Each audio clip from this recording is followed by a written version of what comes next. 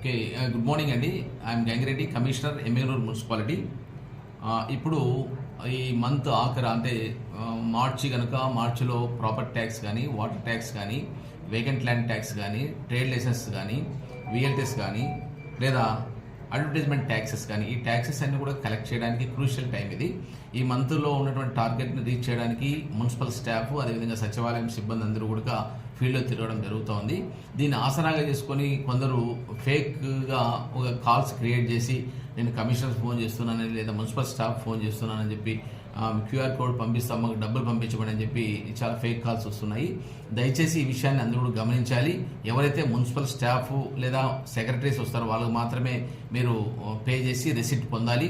అదేవిధంగా లేదంటే డైరెక్ట్గా మున్సిపల్ ఆఫీస్లో కానీ లేదా సచివాలయంలో కానీ ఇమీడియట్ డబ్బులు కట్టేటట్టు ప్లాన్ చేసుకోవాలి. ఎవరికి కూడా చేతికి డబ్బులు ఇవ్వద్దండి, ఎవరికి డబ్బులు ఇచ్చి మోసపోవద్దని అని చెప్పేసి ఇందు మూలంగా మీ అందరికీ కూడా తెలియజేస్తున్నాను, నగర ప్రజలందరికీ కూడా.